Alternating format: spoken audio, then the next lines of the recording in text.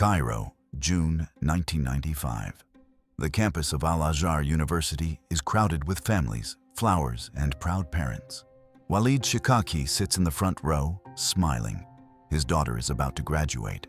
For the first time in years, he believes he is untouchable, outside Israel, protected by Egypt, hidden in celebration. But what he does not know is that the operation has already begun. Two men in Egyptian security uniforms are moving through the crowd. One carries a pen. Inside it is a toxin measured in micrograms. Before his daughter's name is called, the countdown will end. This is Operation Graduation. Walid Shiqaqi was born in Gaza City in 1962. His childhood coincided with Israel's occupation following the Six-Day War. At 14, he watched Israeli engineers demolish his uncle's workshop after a cache of improvised weapons was discovered beneath the floor. The lesson he absorbed was not about resistance. It was about better hiding places.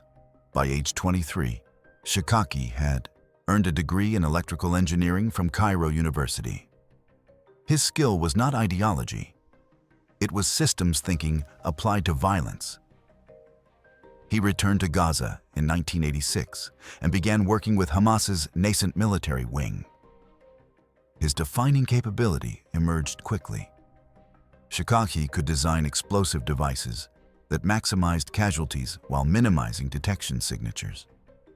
He understood timing circuits, pressure triggers, and chemical stability. More importantly, he understood urban attack patterns. Israeli intelligence would later trace 27 bus bombings in Tel Aviv between 1992 and 1995 to devices using Shiqaqi's signature designs. His innovation was not in the explosives themselves. Those compounds were well known. His genius was in the triggering mechanisms. He developed a double redundancy system. Primary triggers used simple pressure plates. Backup triggers used timer circuits calibrated to detonate, even if the primary system failed. This meant disposal teams could not simply cut wires. They had to neutralize both systems simultaneously. Most did not have time. Associates described him as methodical, never impulsive. He kept meticulous notebooks filled with circuit diagrams and chemical ratios. He trained others to replicate his work, creating institutional memory inside Hamas's bomb-making pipeline. This made him more than dangerous. It made him a strategic node. Israeli intelligence had tracked Shiqaqi since 1991. Initial assessments classified him as a mid-level technician. By 1994, after forensic analysis of 3 separate attacks, analysts revised their evaluation. He was not executing someone else's designs. He was the architect. By early 1995, Mossad concluded Shiqaqi represented a Category 1 threat, a target whose removal would measurably degrade enemy capability. The authorization to proceed came in March of that year. The strategy rested on a doctrine Mossad called preemption through deterrence. The logic was straightforward. When arrest is impossible and extradition politically blocked, targeted killing becomes the only tool that changes the equation. Shiqaqi posed 3 distinct obstacles. First, he operated primarily outside Israel's borders, splitting time between Gaza and Egypt. Second, he maintained residency in Cairo under indirect protection of Egyptian authorities, who tolerated his presence as long as he did not operate on their soil. Third, any visible Israeli operation on Egyptian territory risked a diplomatic crisis that could fracture the 1979 Camp David peace treaty. The solution required 3 elements: total deniability, surgical speed, and a method that left no immediate forensic signature. Conventional approaches were eliminated quickly. A car bomb would be too obvious. A shooting would create witnesses and ballistic evidence. Abduction was operationally impossible in a city where Shiqaqi maintained low-profile security awareness. Planners needed an opportunity where Shiqaqi would be predictable, vulnerable, and surrounded by enough ambient activity to mask an approach. That opportunity arrived when Israeli surveillance intercepted a phone call in April 1995. Shiqaqi's daughter, studying literature at Al-Azhar University, would graduate in June. He planned to attend. The ceremony would be outdoors, public, and unsecured by Western counterintelligence standards. Within 14 days, all elements would be in position. But first, one critical element needed to be resolved. The delivery mechanism had to appear completely innocuous while guaranteeing lethality within minutes. The human dimension of the operation presented unique psychological challenges for both hunter and hunted. During the planning phase, the operational lead, a Mossad case officer working under the cover designation Handler 17, reviewed surveillance intercepts that included personal communications. One transcript from May 1995 captured Shiqaqi discussing his daughter's thesis with his wife. He was proud. He mentioned buying a new camera to document the ceremony. Analysts noted nothing operationally relevant in the intercept. The transcript went into the target file as background. But Handler 17 later told debriefing officers that reading it created what the agency termed cognitive friction, the psychological discomfort when a target transitions from abstract threat to concrete person. In his post-operation debrief, Handler 17 admitted experiencing recurring thoughts about whether Shiqaqi's technical skills could have been redirected toward non-violent engineering. The assessment noted this as normal mission phase stress. Psychological evaluation cleared him for continued field duty. But the question remained unresolved. For the execution team, the challenge was different. The two field operatives selected for direct action both had prior North Africa experience and native-level Arabic fluency. One, identified in operational logs only as Executor Blue, had carried out 2 previous operations in Cairo during the late 1980s. He understood the rhythm of Egyptian bureaucracy and the visual language of authority. But the Cairo he returned to in 1995 was different. Security services were more sophisticated. Surveillance technology had improved, and the political cost of exposure had increased exponentially. During final preparation in Tel Aviv, Executor Blue experienced what handlers call legend drift, the psychological blurring when false identity feels more real than the original. He had spent 6 months building a cover identity as an Egyptian Interior Ministry liaison officer named Mahmoud Qasem.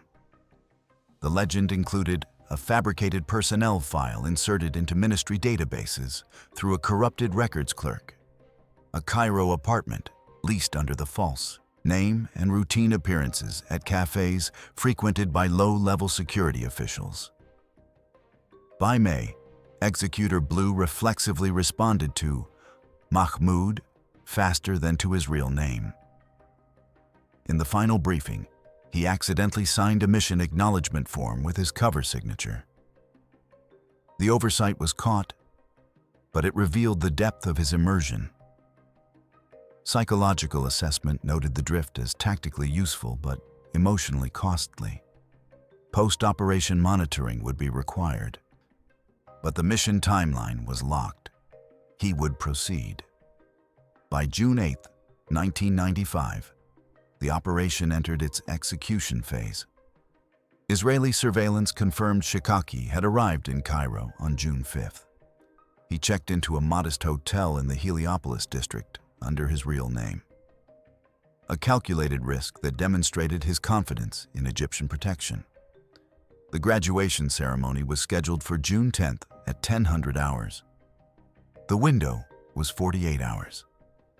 The infrastructure for operation graduation was deliberately minimal.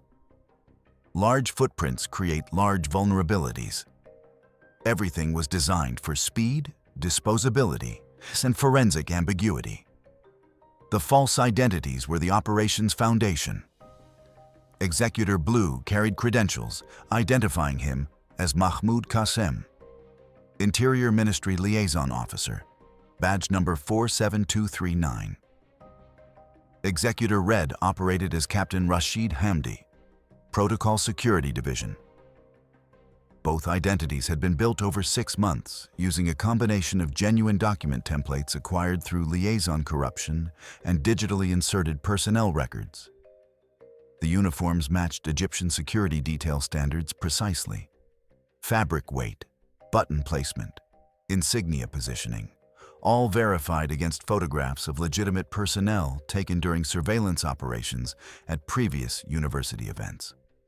One detail mattered more than others. The shoulder patch pattern used by campus security had changed in April. The old design would have exposed them instantly. Equipment consisted of 3 elements. First, encrypted radio beacons for one-way communication from command to executors. No voice transmission capability, only vibration patterns indicating proceed, abort, or exfiltrate. Second, a handheld camera to justify their presence near the ceremony. Third, the delivery mechanism. The pen was a modified Mont Blanc Meisterstück, chosen because it matched the type carried by mid-level Egyptian officials. The modification was surgical. A hollow channel ran through the barrel, terminating in a spring-loaded microneedle concealed in the clip mechanism. Pressure on a specific point would deploy the needle for 0.8 seconds, long enough to penetrate clothing and deliver the payload, short enough to withdraw before visual detection. The toxin itself was a concentrated derivative of ricin, modified to delay symptoms by approximately 8 minutes. Dosage was calibrated to 300 micrograms, enough to guarantee systemic failure within 20 minutes, but not so much that immediate collapse would occur at point of contact. The delay was operationally critical. It allowed the executors to withdraw before the target showed distress. Communication systems relied on a remote command post established in a rented apartment 1.2 kilometers from the university campus. The post contained encrypted satellite uplink equipment, medical monitoring gear set to intercept local emergency frequencies, and direct line communication to Mossad headquarters in Tel Aviv. The commander, operating under the designation Overseer 6, had authorization to abort at any point until physical contact occurred. Escape routes were mapped with redundancy. Primary exfiltration called for both executors to proceed separately to predetermined taxi stands, then converge at a safe house in the Zamalek district. From there, a diplomatic vehicle with genuine Israeli embassy plates would transport them to the airport. The vehicle's diplomatic immunity was real, but its presence at the safe house would never be acknowledged.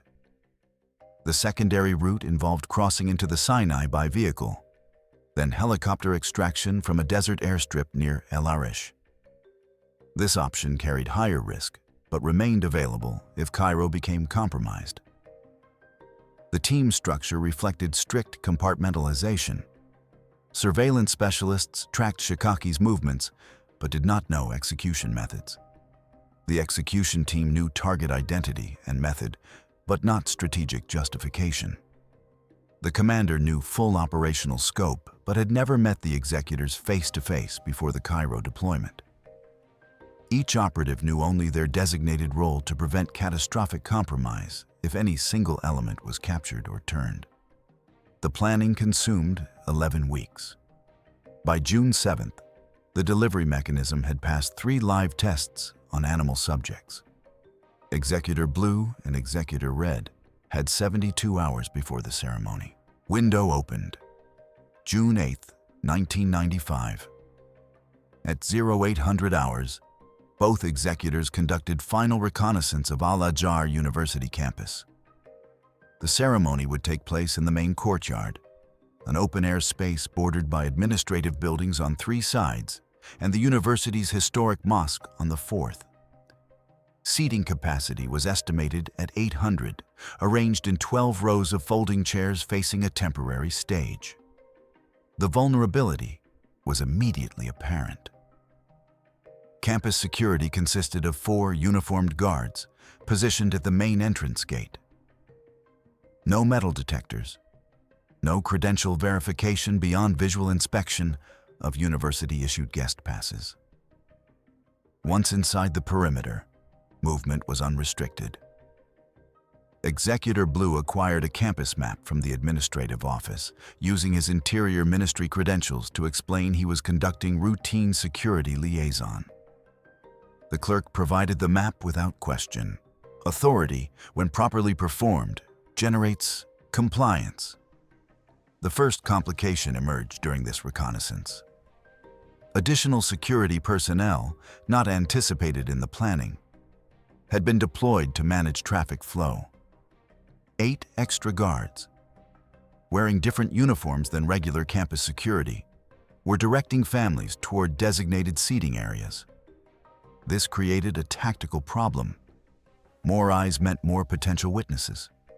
More importantly, it meant legitimate security personnel might question unfamiliar faces wearing similar uniforms. At 11:30 hours, Executor Blue transmitted a coded message to Overseer 6. Pattern changed. Request assessment. The response came 18 minutes later, after consultation with Tel Aviv. Proceed as planned. Additional personnel increase ambient authority presence. Exploit rather than avoid. The logic was sound. In a crowded space with multiple security elements, 2 more uniformed officials would blend into the bureaucratic confusion rather than stand out. Over the next 24 hours, surveillance confirmed Shiqaqi's routine. He visited his daughter's apartment in the morning, accompanied her to a celebratory lunch with relatives, then returned to his hotel by late afternoon. His security awareness remained low. He walked openly, ate at public restaurants, and showed no signs of counter-surveillance behavior. This was the paradox of exile. Shiqaqi had spent years moving carefully through Gaza, where Israeli intelligence could deploy local assets and overhead surveillance. In Cairo, he believed distance provided protection. The belief was about to prove fatal. By June 9th, all elements were positioned. The executors rehearsed their approach pattern 3 times in an empty parking lot outside the city, timing each movement. First contact to withdrawal needed to occur in under 10 seconds. Anything longer risked bystander intervention. The method about to be used was not technologically sophisticated. Its effectiveness relied on a simpler principle. People do not expect violence from sources that appear legitimate. June 10, 1995.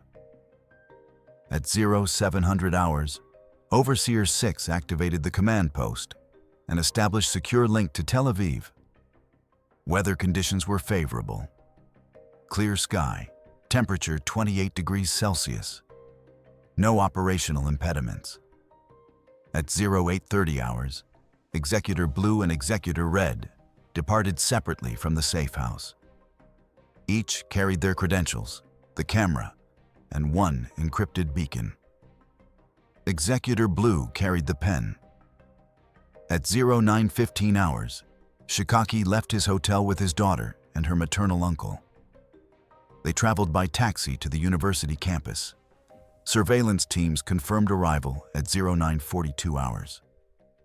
At 0950 hours, both executors entered the campus through the main gate. The guard glanced at their uniforms, nodded, and waved them through. No questions asked. The courtyard was already filling with families. Folding chairs arranged in precise rows faced the stage, where university officials were testing the microphone system. Graduates in black robes clustered near the side entrance, waiting for the procession to begin. Shiqaqi sat in the 3rd row, approximately 7 meters from the central aisle. His daughter stood with the other graduates. He held the camera he had mentioned buying. At 10:00 hours, the ceremony began. The university president delivered opening remarks. The courtyard held perhaps 600 people. Television cameras from 2 local stations recorded from elevated positions near the stage. Executor Blue and Executor Red positioned themselves on opposite sides of the seating area, maintaining visual contact across the crowd. Their cover story was ready. They were conducting routine security liaison to ensure protocol compliance for visiting dignitaries. No dignitaries were actually present, but the story would hold under casual questioning. The complication came at 10:23 hours. One of the additional security guards approached Executor Red and asked which ministry he represented. The question was not hostile, merely bureaucratic curiosity. Executor Red responded that he was Captain Rashid Hamdi, Protocol Security Division, coordinating with Interior Ministry liaison regarding potential ministerial attendance at future university events. The guard nodded and walked away. The exchange lasted 40 seconds. It revealed how thin the margin for error was. A more suspicious guard, a more detailed question, or a request to verify credentials through radio contact would have triggered immediate abort. But the moment passed. The operation continued. At 10:38 hours, the first graduates began crossing the stage to receive diplomas. The process was alphabetical by family name. Shiqaqi's daughter, Amira, would be called in approximately 30 minutes based on surname placement. At 10:41 hours, Overseer 6 transmitted the proceed signal. Both executors' beacons vibrated twice. The execution window had opened. Executor Blue began moving toward the 3rd row from the left side of the courtyard. Executor Red mirrored the approach from the right. The movement created a visual wedge, 2 authority figures converging on a single point, suggesting official purpose. At 10:43 hours, they reached Shiqaqi's row. Executor Blue spoke first in Arabic. "Excuse me, sir. Routine verification. May we speak with you briefly?" The phrasing was deliberately polite, but official. It triggered compliance without alarm. Shiqaqi looked up, momentarily confused, then stood. His expression showed mild annoyance, not fear. Executor Red stepped closer, ostensibly to allow other seated guests to see the stage. This positioned him within arm's reach of the target. Executor Blue maintained verbal engagement, asking Shiqaqi to confirm his name for guest list verification. The interaction appeared completely mundane. Security officials asking questions. A guest standing to cooperate. Families in adjacent seats barely glanced over. At 10:43 hours and 18 seconds, Executor Blue made contact. He reached across as if to gesture toward the administrative building, simultaneously pressing his palm against Shiqaqi's upper arm. The pen was held in standard grip position, the clip pressed against fabric, the microneedle deployed. Penetration occurred through the jacket sleeve, entering the deltoid muscle. The spring mechanism delivered 300 micrograms of modified ricin directly into tissue. The needle withdrew 0.8 seconds later. Total contact duration, less than 2 seconds. No visible puncture wound. No immediate sensation beyond minor pressure that Shiqaqi might have attributed to an accidental bump. Executor Blue completed his gesture, thanked Shiqaqi for his cooperation, and apologized for the interruption. Both executors nodded respectfully and withdrew in opposite directions. Elapsed time from first verbal contact to withdrawal, 9 seconds. Shiqaqi sat back down. He adjusted his jacket. He raised his camera and took a photograph of the stage. The operation had succeeded because it looked boring. At 10:46 hours, both executors had exited the courtyard and were walking separately toward the main gate. At 10:48 hours 300 meters away, Shiqaqi began experiencing the first symptoms. Mild nausea, slight dizziness. He attributed it to heat and the crowded space. At 10:51 hours, his vision began to blur. Muscle tremors started in his hands. The camera slipped from his grip. His uncle, seated beside him, asked if he felt well. At 10:53 hours, Shiqaqi attempted to stand, but collapsed back into his chair. Convulsions began. His breathing became labored. Families in adjacent rows noticed and began calling for medical help. At 10:54 hours, campus security reached his position. They attempted basic first aid while calling for an ambulance. The television cameras continued recording the ceremony. Most attendees in distant rows remained unaware anything had occurred. At 10:57 hours, ricin-induced systemic failure reached critical threshold. Shiqaqi lost consciousness. Cellular breakdown was occurring in his liver, kidneys, and nervous system simultaneously. No antidote existed. Even if medical responders had known the specific toxin, intervention was impossible. At 11:04 hours, an ambulance arrived at the campus entrance. Medics assumed heat stroke or cardiac arrest. They loaded Shiqaqi onto a stretcher and began transport to Cairo University Hospital. At 11:11 hours, Walid Shiqaqi was pronounced dead en route. Cause of death was listed as sudden systemic failure, cause unknown. While medics worked on Shiqaqi, the executors were executing the primary exfiltration plan.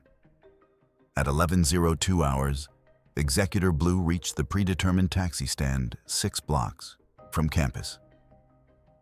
He traveled to a cafe in the Zamalek district, changed clothes in the restroom, and emerged in civilian attire. The uniform went into a shopping bag that would be incinerated at the safe house. At 11:08 hours, Executor Red completed the same process at a different location. Both were now operating as ordinary civilians in a city of 16 million people. At 11:23 hours, both arrived separately at the safe house. Overseer 6 had already received preliminary reports from Egyptian emergency radio frequencies. The target was down. No indication of foul play. No pursuit. At 1300 hours, a vehicle with Israeli diplomatic plates collected both executors from the safe house's rear entrance. The driver, a genuine embassy security officer, asked no questions. The vehicle proceeded directly to Cairo International Airport using diplomatic credentials that prevented search or inspection. At 15:45 hours, both executors boarded a commercial flight to Athens using different passports than they had arrived with. The identities of Mahmoud Qasim and Captain Rashid Hamdi would never be used again. At 18:30 hours, they landed in Athens and transferred to separate flights. Executor Blue proceeded to Brussels, Executor Red to Madrid. Both would return to Tel Aviv through circuitous routes over the following week. The pen had been disassembled and disposed of in 3 separate Cairo dumpsters before 1100 hours. The toxin reservoir was flushed into a sewer drain. The needle mechanism was crushed and scattered. No physical evidence remained. Within 18 hours of execution, every operational asset had exfiltrated Egyptian territory. The entire footprint, uniforms, documents, communication equipment, safe house rental, had been sanitized. What remained was a dead bomb maker, a traumatized family, and a diplomatic mystery that both sides would choose not to fully investigate. Monok, 0600 hours on June 11th. Egyptian authorities understood something beyond natural causes had occurred. Preliminary autopsy findings revealed cellular breakdown consistent with toxin exposure, but the specific agent could not be immediately identified. No puncture wounds, no residue, no obvious delivery mechanism.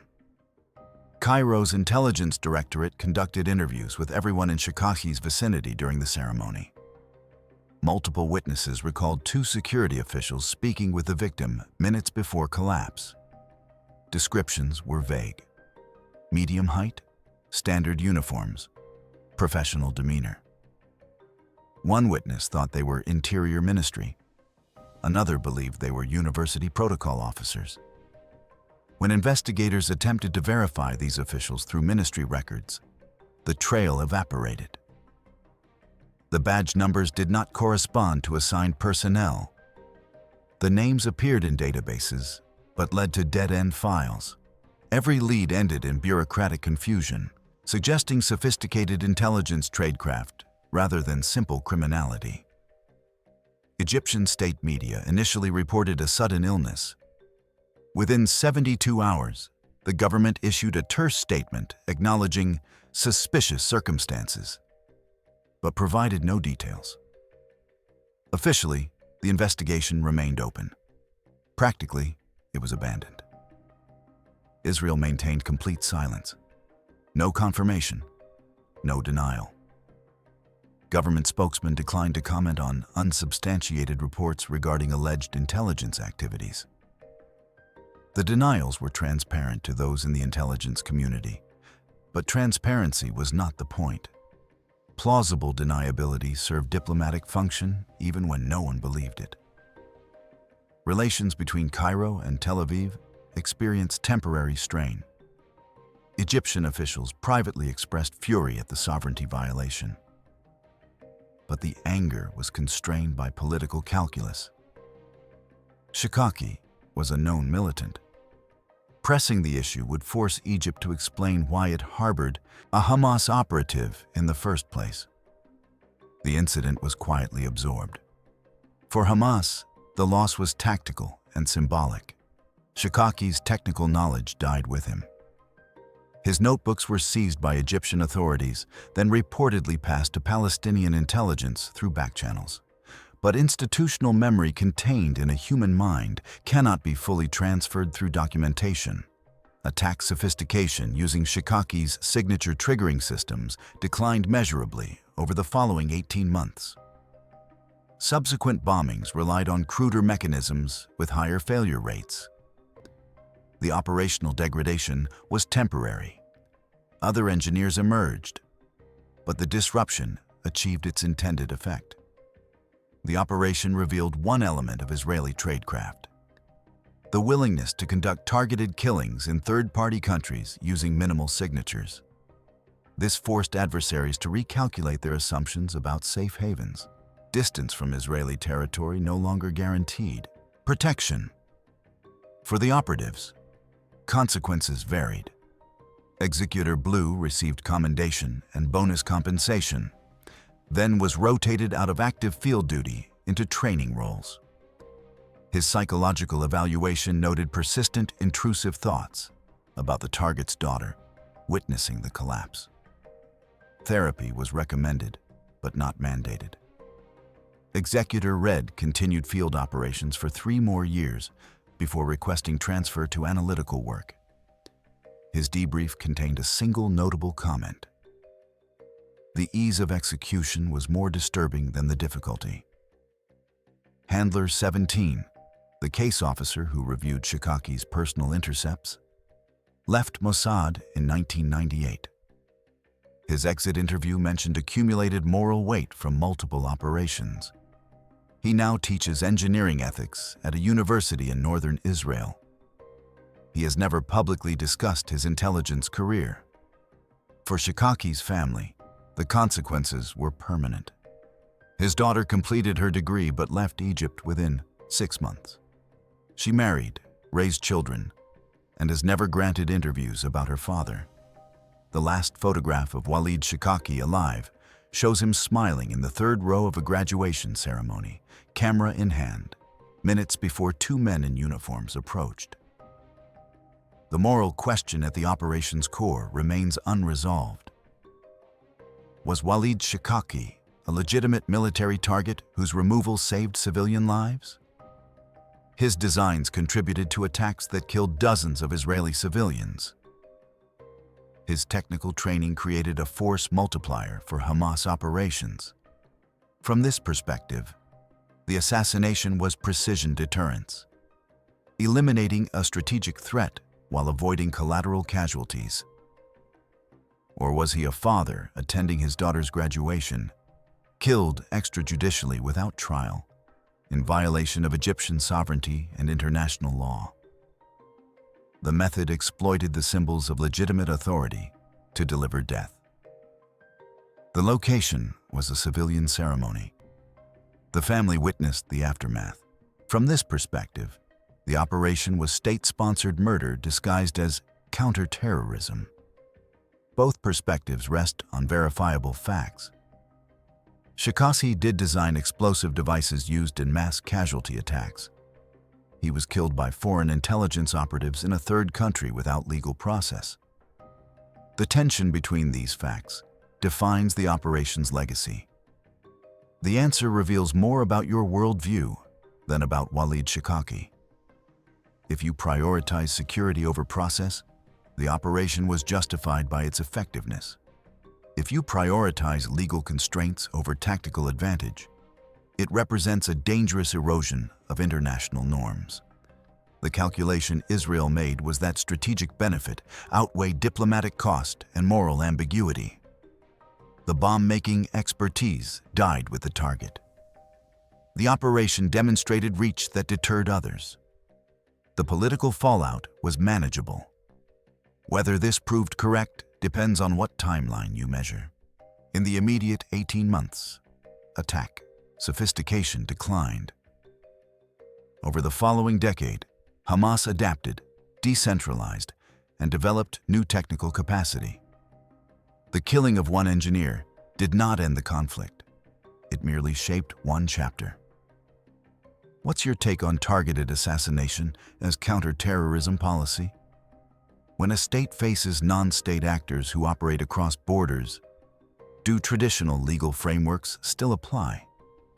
Does effectiveness justify extrajudicial killing, or does it guarantee the next cycle of violence? Drop your perspective in the comments. The question has no easy answer, which is precisely why it matters. If this story made you reconsider the invisible calculations behind intelligence operations, share it with someone who thinks they understand how security actually works. And if you want more stories that expose the human cost behind strategic decisions, subscribe. The next operation goes even deeper into the moral paradox of covert action. Operation Graduation succeeded in every measurable tactical objective, but success in intelligence work is measured in bodies, broken families, and questions that outlive everyone involved.